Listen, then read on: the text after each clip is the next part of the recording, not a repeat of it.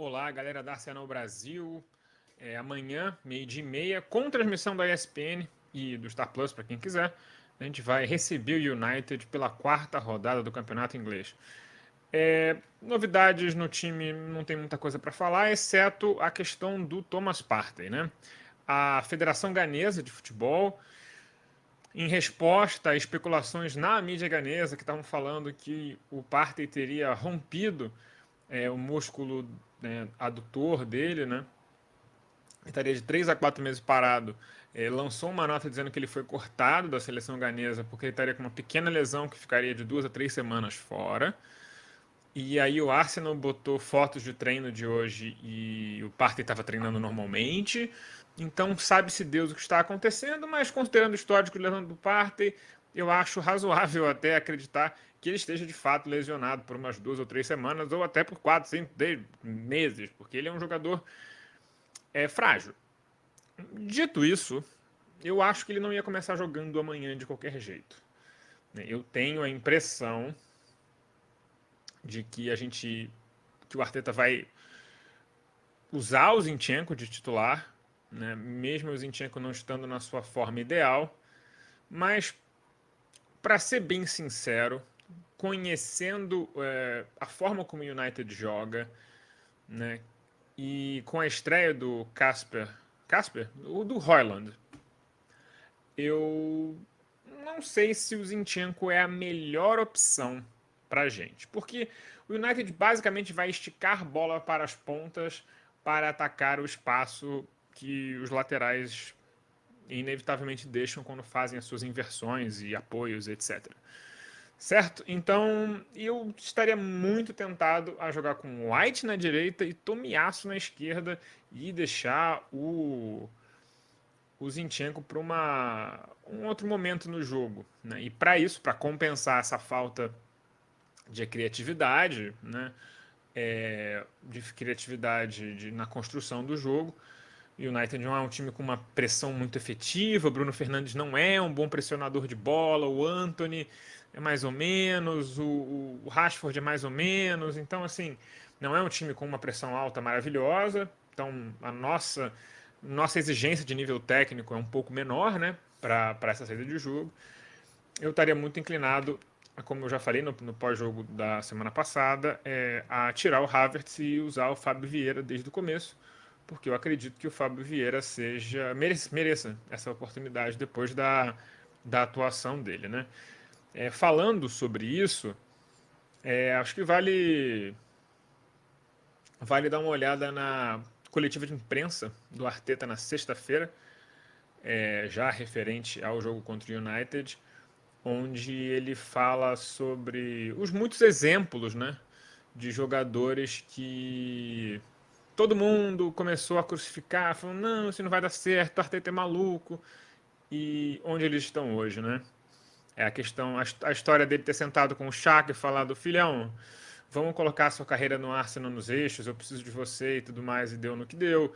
A própria coisa, eu lembro nitidamente, a forma como falavam, maluco, tá inventando o Ben White de lateral, ele é doido, e tá aí o resultado.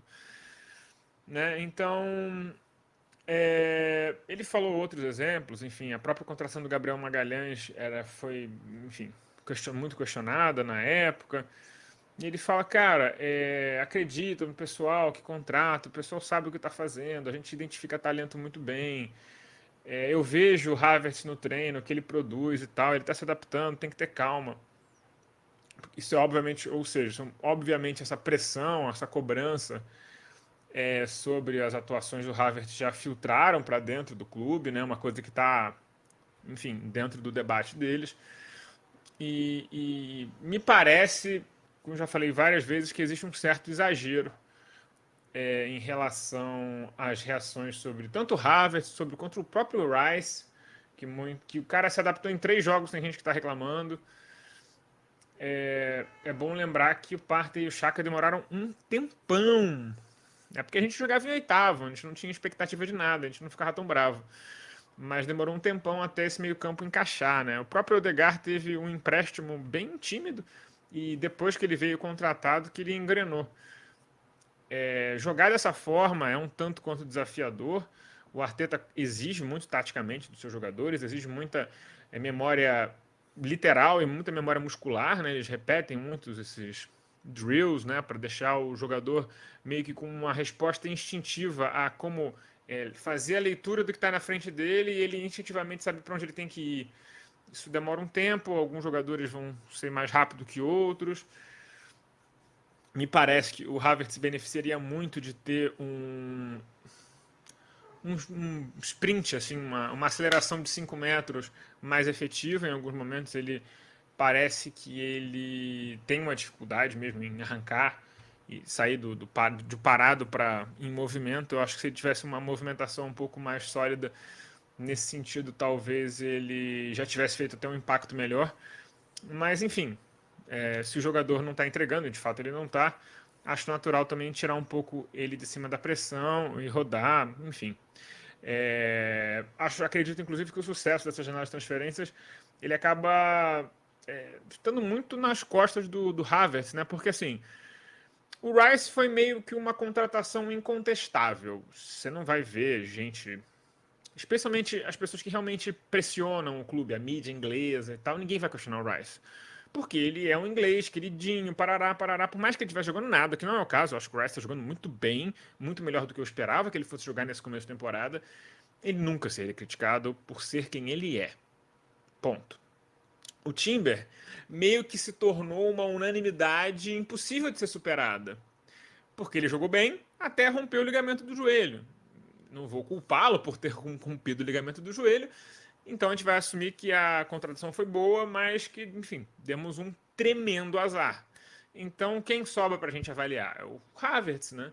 Porque ele é de fato um jogador que veio para suprir uma venda, que foi uma venda de um titular, do Xhaka, e ele não está entregando igual ao Xhaka, e ele é um jogador muito diferente do Xhaka, que oferece coisas diferentes do Xhaka, por exemplo, e eu acho que isso é uma insensibilidade do clube na janela, mas como o Arteta falou nessa mesma coletiva, acabou o dinheiro, não tinha mais como trazer alguém, eles queriam ter trazido mais alguém, não deu detalhes, mas imagino que um jogador defensivo. Eles queriam ter trazido mais um jogador, mas não conseguiram financeiramente fazer isso funcionar. Então, enfim, o clube esperava receber mais dinheiro no mercado, mas não tem mais otário no mercado de transferências. Né? O continente europeu está muito sem grana, eles não estão podendo pagar, especialmente os salários dos jogadores que o Arsenal tem encostados, que gostaria de vender, né? É muito mais uma questão de salário do que de própria grana da transferência. E, ao mesmo tempo, os clubes de meio de tabela da Premier League falaram, cara, eu olho para o Brighton, eu olho para o Brentford, quem está subindo nesse mundo da Premier League não é quem está comprando o entulho dos times melhores, o entulho que os times mais poderosos não querem mais, né? A gente tem que procurar os jogadores que esses caras procuram, mas que acham que não estão prontos para eles, que é o que o Brighton faz, que é o que o Brentford faz. E agora os outros clubes estão fazendo também. Então a Premier League muito rica começa a concentrar grande parte do talento novo do mundo começou a fluir para qualquer time na Premier League. E esse movimento, enfim, vai gerar suas repercussões nos próximos anos, mas isso significa que jogadores como o Holding, o Tierney estão desvalorizados, porque eles estão jogando um estilo de futebol que não é o dominante mais na Premier League, mesmo os times de meio de tabela para baixo não tem estilos muito defensivos, muito durões, eles próprio Burnley está tentando jogar tic-tac com o tic-tac é um termo ruim, né? Mas enfim, tá jogando de forma progressiva com o Company, tá tomando só traulitada porque o time é horrível, né?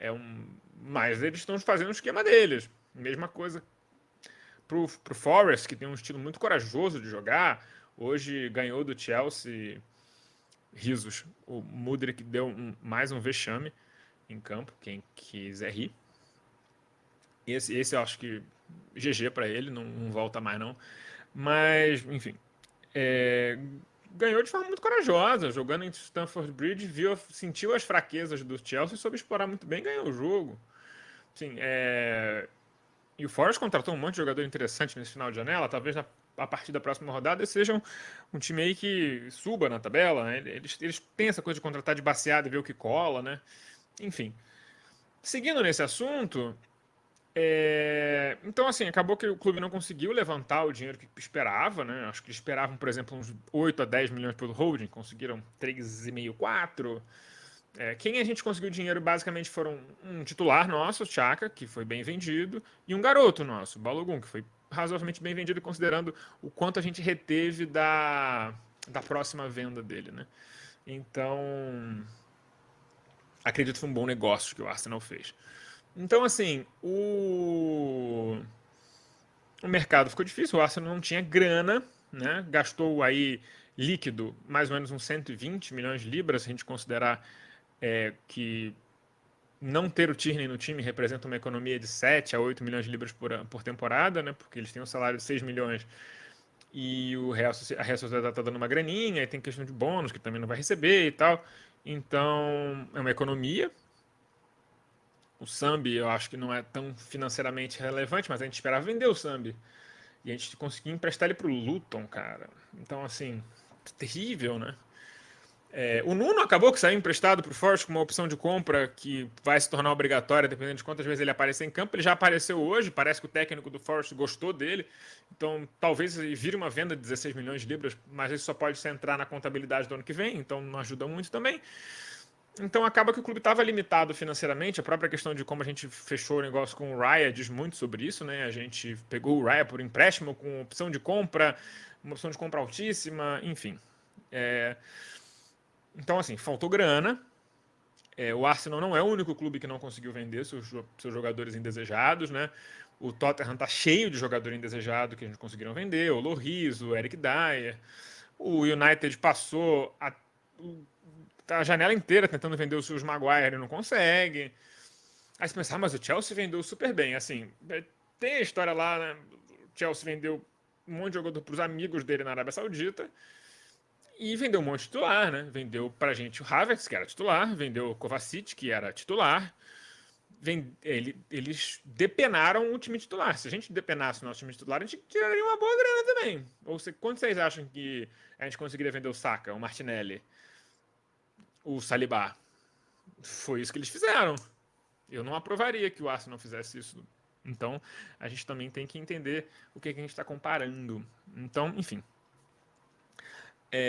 Eu acredito que o United não é um bom time. Eles estão todos remendados na defesa. Tiveram que contratar um lateral esquerdo de emergência porque o Luke Shaw machucou. Eles contrataram o Reguilhon. O Reguilhon é horroroso. Se esse era o tipo de contratação que estava disponível para o Arsenal, eu entendo a gente não ter contratado ninguém, porque eu prefiro dar chance, por exemplo, para o Royal Walters, lá, o menino da base, que é lateral direito, para joga contra o Brentford na Copa da Liga, a gente vê se dá para usar. Prefiro do que usar um jogador que a gente sabe que é ruim, só para fazer número. Porque foi assim que a gente ficou cheio de Cedric e Pablo Mari no elenco. Eu não quero mais isso. E ficar dependendo de um monte de empréstimozinho, de jogador encostado, também me lembra a era Dani Ceballos, que também não deu muito certo. Eu acho que o Arsenal tem que ser decisivo. Eu quero esse jogador, eu trago. Eu não quero, eu não trago. Eu prefiro lidar com as consequências disso. Obviamente o elenco não tá recheado como a gente gostaria, mas está muito mais recheado que o da temporada passada, porque a gente tem que pensar que ainda a gente tem o Jorginho e o Trossard, que não eram opções no começo da temporada passada. A gente está vendo aí um Fábio Vieira que pode vir a ser um jogador interessante, mais confiável. O Smith Rowe, pelo menos formalmente, está disponível. O Arteta pode usá-lo, pode não ter interesse. Se eu fosse o Smith Rowe, eu estaria dedicando todo o meu tempo no treino a me tornar uma alternativa para a ponta direita, que é o lugar no ataque que tem menos opções. Se ele quiser jogar na ponta esquerda, ele vai jogar nunca, né? Porque tem outras opções ali. O próprio Reece Nelson estaria na frente dele ali. Dito isso, tem uma óbvia deficiência ali. Eu acho que faltou um nome para poder rodar com o Zinchenko na esquerda. Acho que esse nome vai acabar sendo o Tomiasso. E a gente está falando de dois jogadores que são um pouco confiáveis fisicamente, né? Tem que se machucado muito. Temos problemas. Vamos poder resolver isso só em janeiro. Então o que a gente nem pode fazer é torcer pela saúde dos jogadores e torcer para tudo dar certo. Eu acho que essa mentalidade também de, se não contratar, desiste, é uma mentalidade muito, eu vou dizer que difícil. Porque, assim, o mercado de transferências ajuda, mas não resolve. O que resolve é o trabalho do técnico no treino. E identificação de talento e ver o que a gente pode fazer. E aí, quando você vê o Arteta, todo mundo chama, professor Pardal, está inventando um monte de coisa. Ele está criando alternativas dentro do elenco porque ele pode fazer. Porque ele literalmente sabe que ele não pode contratar. Mas ele contratou o que ele podia. O técnico está errado em fazer isso? Eu acho muito engraçado que aí, quando eu faço esse tipo de argumento, você não precisa concordar. Você pode falar, não, eu acho que o Arteta está errado, ele tinha que ser assim, assado, enfim. Tanto faz. Mas assim, eu acho muito engraçado que as pessoas, em vez de, sei lá, discordarem de mim e terem um debate, porque tudo bem. Discordância daí que a gente constrói alguma coisa, né? As pessoas ficam me ironizando, dizendo assim, não pode mais criticar o técnico. E, tipo, não é isso. Só que eu acho que tem muita gente fazendo crítica burra, ou crítica sem muito embasamento, sabe? E aí eu fico sempre, eu falo, cara, eu só acho que você tá errado. Porque as pessoas, é isso, chamar o Arteta de professor Pardal não é um argumento. Você tá bravo? Explica por quê, por exemplo. Foi o que o próprio Arteta foi muito por aí. Ele tava bem puto, provavelmente, na coletiva, porque ele falou assim: olha, ficou falando assim que eu inventei o Partey em lateral direito. Mas quando ele jogava no Atlético de Madrid de lateral direito, de fato, se você puxar a ficha dele, ele jogou muitos jogos lateral direito no Atlético de Madrid. Aí o Simeone não tava inventando, né? Então, assim.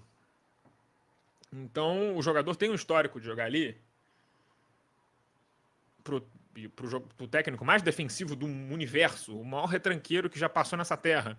E ele estava super satisfeito com o Partey na direita. E aí, quando a gente bota o Partey na direita, a gente está defensivamente frágil. Meu problema com o Partey, enfim, é que ele não é fisicamente confiável. Então, todos os nossos jogadores de lado de campo da defesa não são fisicamente confiáveis no momento. O único que tipo, tem uma boa resiliência física é o Ben White, coitado. Vai ter que jogar 200 jogos. Eu não acho que seja um problema. Ele pode jogar a maioria dos jogos porque ele aguenta e tal. Ele não vai para a seleção, nunca vai ser convocado, então vai ter uns períodos de descanso maior. Acho que a forma física do White pode ser manejada de uma forma bem tranquila. A esquerda me preocupa muito mais. A esquerda me preocupa muito mais, porque eu entendo que o Arteta queira ter a opção de inverter dos dois lados, mas ao momento que ele não confia no Gabriel como esse zagueiro central, quando via um 3, ele não confia que o Gabriel faça esse trabalho, ele não gosta do Saliba puxado para a direita, ele acha que o Saliba não rende lá. Complica bastante, né? Porque se você acha que isso não funciona, então você não consegue inverter dos dois lados. Porque a outra opção para jogar com o Saliba não é tão boa quanto o Gabriel. Eu não gosto do Ben White de zagueiro. Não acho ele nada demais. Acho ele um jogador bem medíocre de zagueiro. Mas talvez funcionasse se a gente usasse ele como se fosse o Stones e ele se tornar meio que o volante saindo da zaga. Isso talvez funcione. Isso talvez funcione. Porque ele é um cara que tem. Ele com a bola, eu gosto muito do Ben White. Eu não gosto do Ben White defendendo, né? Acho ele fraco pelo alto. Não acho coincidência que a gente tenha piorado muito na nossa bola aérea. Sem o Gabriel no time. Então, assim, ter uma segunda opção para inverter da esquerda, que era o Xhaka, que não temos mais, porque o Havertz não consegue fazer aquilo. Você pode botar o Havertz de centroavante, que ele vai fazer um papel em alguns jogos até muito importante. Mas se você botar ele na lateral esquerda, não vai rolar.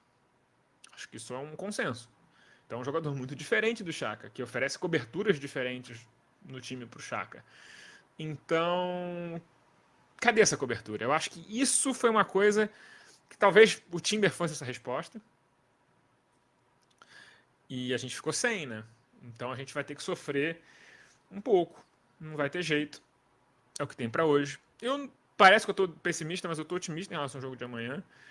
E eu acho que o Arsenal precisa de uma atuação muito forte. Precisa mostrar que a gente tá experimentando, mas o time tem muita força. E que a gente veio para competir. e que esse período de crescimento é importante para o elenco. E é complicado, porque assim, cara, a gente não tem dinheiro infinito, a gente não tem recursos infinitos. O Arteta não é um técnico tão experiente quanto era o Guardiola quando chegou no City. A gente não pode esperar o nível de resultado nível City da noite pro dia. Eu acho que essa temporada a gente tem tudo para chegar lá em cima e tudo mais, mas talvez a gente só consiga competir de igual para igual com os caras na próxima. Isso é realista. Mas não é o fim do mundo. Eu acho que a gente tem Champions League para jogar. Estou muito animado com a Champions League. Faz muito tempo que eu não vejo o Arsenal jogar a Champions League, faz 5, 6 anos, né? Então, assim, a gente tem muito para estar feliz com a direção do clube. E tá no momento que, cara, o Arsenal não tá bem assim desde 2007, 2008. Porque na era Van Persie, era o Van Persie carregando um time cheio de problema nas costas para chegar na Champions League aos trancos e barrancos. Não era Alexis Sanches, cara, o Alexis Sanches só fazia faltar chover no time, e aí a nossa zaga era tipo, sei lá, Mustafi na zaga, sabe? Koscielny todo ferrado, carregando um monte de pangaré. O time era todo desequilibrado. Então, assim, o Arsenal atual investe uma grana na defesa, tenta ter o máximo de opções defensivas possíveis. Às vezes não dá certo, mas acho que a cabeça, a forma como a gente está construindo o elenco, é sólida. As coisas vão caminhar para um lugar melhor. A gente não vai conseguir resolver tudo de uma vez, mas não é motivo para entrar em pânico na quarta rodada. A gente não jogou bem, mas a gente tem 7 pontos. A gente pode chegar a 10 amanhã e tá ali no topo da tabela. E vai ter parada de data FIFA. A gente se reagrupa e vamos continuar a temporada. Enfim, vamos torcer para essa coisa do Partey, se for real, ser curta. Obviamente é um jogador que vai fazer falta. Mas pelo menos a gente tem o Declan Rice, né? A gente não vai ficar sem ninguém. Na temporada passada, nesse momento na temporada passada, se o Partey tivesse machucado, jogaria o Oneni. Hoje joga o Declan Rice. E o reserva dele é o Jorginho, que é bem melhor do que o Oneni. Então, assim, o elenco está evoluindo. A gente tem que ter um pouco de calma na expectativa e também de achar. Às vezes a gente acha que as coisas são muito fáceis de resolver. Mas nem sempre as coisas são tão fáceis assim de resolver, né? Se fosse só uma questão financeira ou de colocar o jogador X no lugar Y do campo, tipo, não precisava nem de técnico nem de recrutamento, né? Então, se isso é difícil, se tem clubes que estão claramente fazendo isso melhores do que outros, talvez tenha uma ciência nisso, né? Fica a reflexão.